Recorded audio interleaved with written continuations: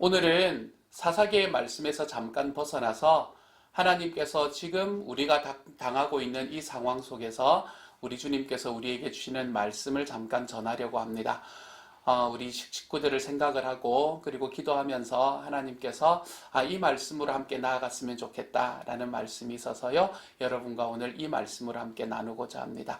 다음 주부터는 사사기의 말씀으로 다시 돌아가겠습니다. 저는 오늘 제가 여러분에게 드리는 말씀을 통해서 하나님께서 저와 여러분에게 주시는 그 위로와 주님의 회복의 역사 그리고 우리들의 마음에 있는 이 두려움들이 좀 사라질 수 있는 그러한 역사가 일어날 수 있는 오늘 하루가 될 수 있기를 우리 주님의 이름으로 소망합니다. 오늘의 말씀은 풍랑 속에 함께 제자들과 함께 있는 예수님의 모습에 대해서 우리에게 이야기를 해주고 있습니다. 오늘의 말씀의 스토리는 이렇게 진행이 됩니다. 먼저 그날 저녁이 되었을 때에 예수께서 제자들에게 말씀하셨다. 바다 저쪽으로 건너가자. 이렇게 이야기를 하십니다.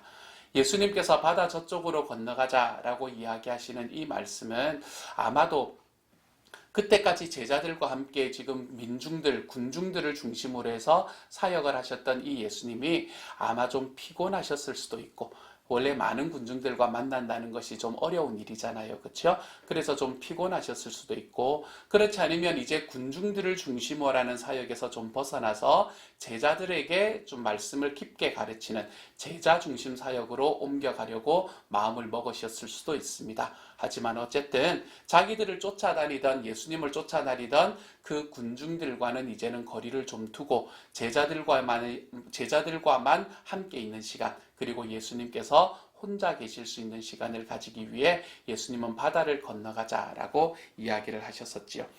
그런데 이때 어떤 일들이 일어났나 하면 거센 바람이 일어나서 파도가 배 안으로 덮쳐 들어오므로 물이 배에 벌써 가득 찼다라고 이야기를 합니다. 거센 바람이 일어나서 파도가 배 안에 가득 찼다라고 이야기하는 이 상황을 여러분 한번 떠올려 보시기 바랍니다. 여러분이 이 상황에 있다고 한번 생각해 보시기 바랍니다. 요즘에는 우리들의 주변에는 전기라는 것이 있지 않습니까? 그렇죠? 그리고 배가 다닐 때에 그 배의 운행의 방향을 이야기해 줄 수 있는 이 등대 같은 것도 요즘에는 너무나 편안하게, 그리고 또 등대가 굳이 없다고 하더라도 우리는 바다 위에서 내가 어느 곳으로 가고 있는지를 알 수 있는 그런 기구들이 참 많이 있지 않습니까? 하지만 이때 당시 예수님과 제자들이 살아가던 시대에는 이러한 기구들이 하나도 없었던 시대였습니다. 그들은 전기도 없었기 때문에 배에서 불을 밝힐 수도 없었습니다.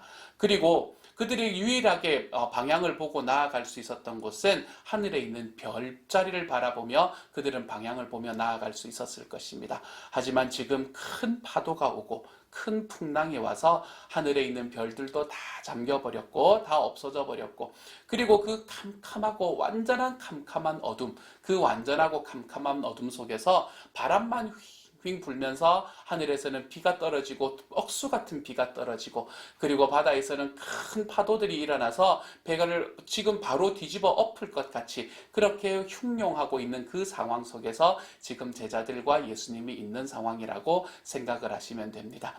이 말씀을 우리가 어디서 찾아볼 수 있냐면 창세기 1장 2절의 말씀에서 우리가 이러한 모습을 잠깐 찾아볼 수 있습니다. 창세기 1장 2절은 이렇게 이야기합니다. 땅이 혼돈하고 공허하며 어둠이 깊음 위에 있고 하나님의 영은 물 위에 움직이고 계셨다. 이렇게 이야기합니다. 여기서 땅이 혼돈하고 공허하며 어둠이 깊음 위에 있고 라고 이야기하는 이 이야기 있잖아요. 그렇죠? 이 이야기는 어떤 이야기를 말하고 있는 건가 하면 바다를 바라보면서 또는 이 넓은 이 호수 같은 것들을 바라보면서 그곳에 풍랑이 일어났을 때에 그 바다들이 움직이는 모습을 바라보면서 이 이야기를 하게 되는 겁니다. 그리고 난 다음에 어떤 말을 하나 하면 하나님의 영은 물 위에 움직이고 계셨다. 여기서 말하는 하나님의 영이라는 히브리어 단어는 루아흐라는 단어를 씁니다. 이 하나님의 영이라는 단어, 루아흐라는 단어는 하나님의 영이라는 번역과 함께 또 어떤 번역을 할 수 있나 하면 큰 바람이라는 번역을 할 수 있습니다. 그렇기 때문에 하나님의 영이라는 말은 하나님의 바람이라는 말로 바꾸어도 큰 문제가 없습니다. 하나님의 바람, 하나님의 바람 하니까 무슨 말인지 잘 모르시겠죠, 그렇죠? 신풍 하면 대충 감이 오실 건가요? 이것은 큰 바람을 이야기합니다. 무지무지 큰 바람. 그랬기 때문에 지금 여기에서 창세기 1장 2절에서 나와 있는 이 말씀, 이 말씀에서 묘사되고 있는 것은 완전히 캄캄한 어둠 속에 빠진 바다, 그리고 그 바다 위에 떠 있는 하나의 배 위에 내가 있고, 그리고 이제는 내가 바람은 휙 너무나 큰 바람이 내 머리 위를 지나가고, 그리고 비는 억수같이 쏟아지는 바로 그 상황 속에서 이 창세기 기자는 무엇이라고 이야기를 하냐면, 하나님께서 이 혼돈을 넘어서서, 그것이 혼돈이라고 생각을 했을 거거든요. 이 혼돈을 넘어서서 하나님께서는 빛이 있으라 라고 이야기하며 이 세상에 질서를 허락하신 분이다 라고 말씀을 하고 있는 것이죠. 그러므로 지금 예수님과 제자들이 빠져들어와 있는 바로 이 상황, 지금 배 위에서 아무것도 보이지 않는 상황 속에서 어디로 가야 할지, 노를 저어도 앞으로 나아가지도 않고 바람과 비는 억수같이 쏟아지며 그들의 뱃속에는 계속해서 파도물이 넘쳐 들어오는 이런 상황을 닥친 이 제자들의 상황을 우리는 혼돈스러운 상황이라고 이야기할 수 있는 것입니다. 내 힘으로는 어떤 것도 할 수 없는, 마치 이 세상의 창조의 질서가 다 무너져 버리는 것만 같은 그런 혼돈의 상황에 지금 제자들과 예수님은 닥쳐 계시는 것이죠. 구약의 성경에서는 이런 혼돈의 상황에 대한 이야기를 하는 단어가 크게는 세 가지로 존재를 합니다. 먼저 첫 번째로는 얌이라는 단어가 존재하고요. 그리고 탄닌이라는 단어가 있고요. 그리고 리워야단이라는 단어가 있습니다. 이 세 가지의 단어를 다 설명을 하기에는 시간이 너무나 부족하니까 오늘 이 시간에는 리워야단, 우리가 너무나 자주 들었던 이야기잖아요. 그렇죠? 이 단어가 어떤 말을 의미하는가라는 것을 잠깐 살펴보려고 합니다. 리워야단이라는 단어는 아까 제가 이야기를 드렸던 것처럼 무질서 또는 혼돈, 이런 것들을 상징하는 단어다라고 말씀은 이야기를 하고 있습니다. 이 단어는 우가리어의 로탄이라는 단어에서 나왔다라는 것이 일반적인 이야기입니다. 그리고 그 로탄이라는 단어는 혼돈을 뜻하는 신화적인 바다 짐승을 이야기를 하는 것이죠. 그렇기 때문에 이 리워야단이라는 단어의 원래의 의미도, 원래 있었던 원래 그곳에서 왔던 원래 단어의 의미도 이 혼돈을 뜻하는 바다 괴물이라는 의미를 가지고 있는 것입니다.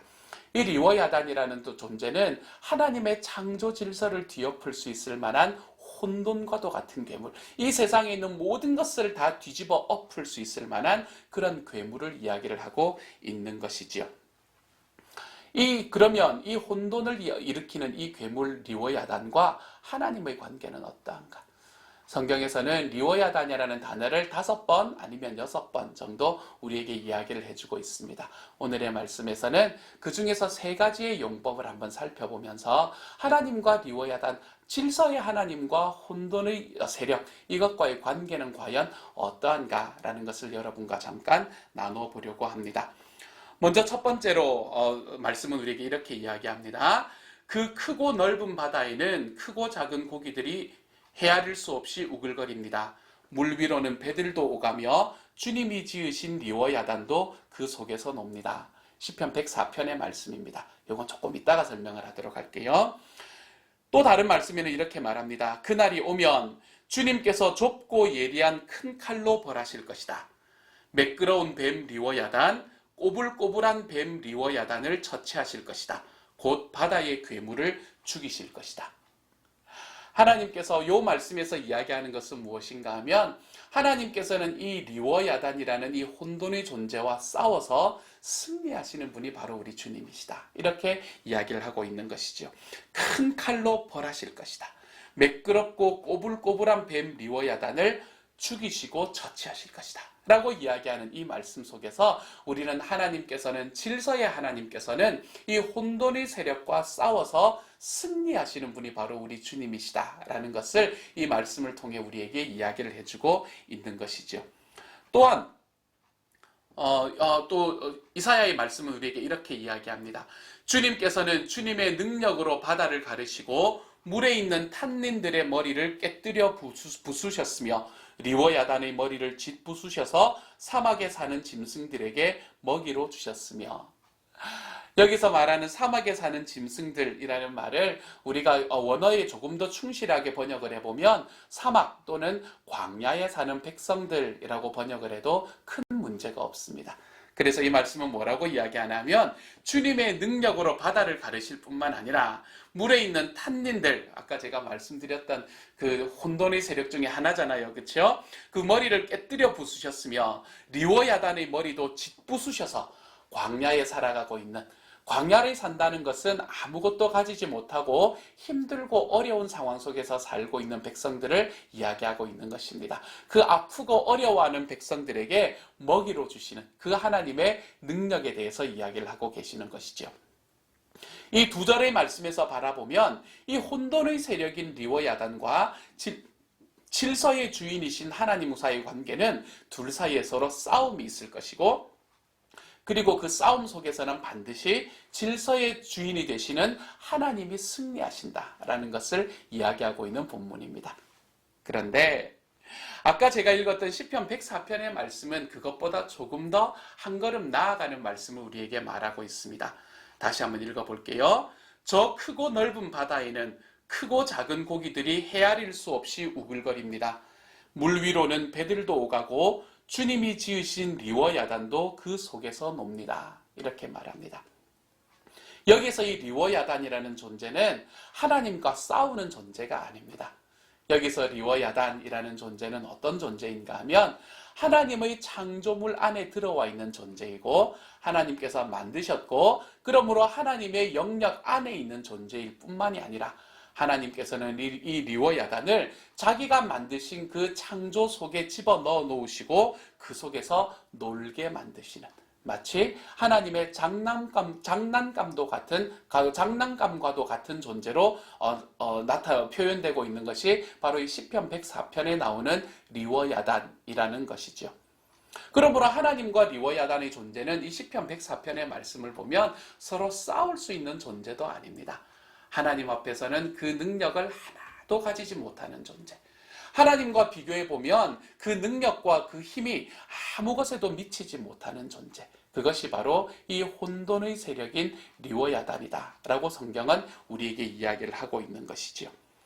오늘 아까 우리가 읽었던 말씀 속에서, 이 마가복음 4장의 말씀 속에서 거센 바람이 일어나서 파도가 배 안으로 덮쳐 들어오므로 물이 배에 벌써 가득 찼다. 여기서 이야기하는 이 이야기들도 예수님과 제자들에게 다가오는 혼돈의 세력을 이야기를 하고 있는 것이라고 말할 수 있게 됩니다. 그들의 사역을 뒤집어 엎고 그들의 살아가는 일상의 삶을 뒤집어 엎는 바로 이 혼돈의 세력과도 같이 그 파도와 그 바다는 지금 제자들과 예수님에게 다가오고 있는 것이지요. 이때 예수님께서는 고물에서 베개를 베고 주무시고 계십니다. 많이 피곤하셨나 보지요. 많이 피곤하셨기 때문에 그럴 수도 있습니다. 하지만 고물에서 고물을 베고 주무시는 예수님의 이 마음에서 우리가 확인할 수 있는 것은 사실은 이 혼돈의 세력이라는 것은 예수님에게는 아무런 문제가 되지 않았다는 것을 이야기하는 말씀이지요.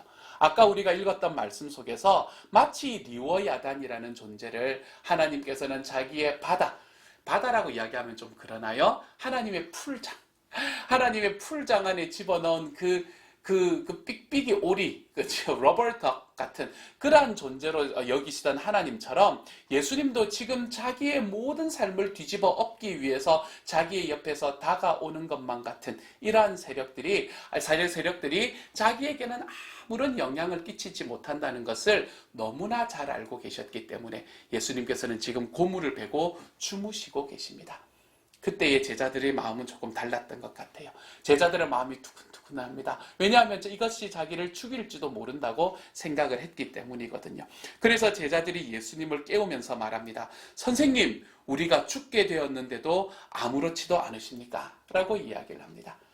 제자들에게는 이것이 지금 자기들이 살고 있는 모든 삶을 다 뒤집어 엎고 자기를 죽음으로 몰고 갈 수 있을 만큼의 크기의 혼돈이라고 생각이 들었던 것 같습니다. 그래서 우리가 죽게 되었는데 주님께서는 우리를 모른 척 하십니까? 라고 외치기 시작하죠.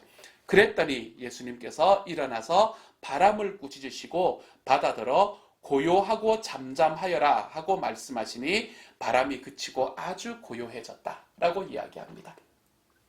여기서 우리말 번역은 너무 잘 번역을 하셨어요. 너무 온화하게 번역하셨어요. 고요하고 잠잠하여라 이렇게 이야기하지 않으셨습니다. 이거는 예수님께서 그 격정에 사로잡혀서 시끄럽다 이렇게 이야기를 하고 계시는 거예요. 입 닫아라 이렇게 이야기하시는 거예요. 제자들에게 말씀하신 건 아니고요. 그 파도의 세력, 그 바다의 세력, 그 탄닌의 세력, 그 리워야단의 세력에, 그 혼돈의 세력에 대해서 예수님께서는 시끄럽다 이야기하고 계시는 것이죠. 그렇게 이야기하실 때에 입 닫아라 이야기하셨을 때 그 모든 파도와 제자들과 예수님을 함께에게 다가오던 이 파도의 세력들이 완전히 잠잠해지는 것을 오늘의 말씀 속에서 볼 수 있게 됩니다. 마치 아까 우리가 보았던 구약 성경의 말씀 속에서 리워야단과의 전쟁 속에서 싸워서 승리하셨던 우리 하나님처럼 말이죠. 사랑하는 여러분, 저는 저와 여러분이 지금 이 제자들과 예수님에게 치고 있는 이 파도와도 같은 시기를 지나고 있다고 생각합니다. 저는 지금 하나님의 창조의 세력에 반대해서 나타나고 있는 이 리워야단이 힘써서 활동하는 그 시대를 살고 있다고 생각합니다. 이 리워야단은, 이 파도는 지금 우리에게는 코로나19라는 이름으로 다가와 있는 것 같습니다. 코비드-19이라는 이름으로 우리에게 다가와 있는 것 같습니다. 우리의 모든 삶의 문제들을 다 뒤집어 엎을 수 있을 만한 그러한 크기의 것으로 우리에게 다가오고 있는 것 같습니다. 내 삶에 있는 모든 것들을 멈추고 우리가 주일날 예배하는 것조차 멈추게 만들어버린 이 무시무시한 세력으로 우리에게는 인지되고 있는 것 같습니다. 실제로 너무나 큰 일입니다. 실제로 너무나 많은 것들이 멈추어 선 것도 사실입니다.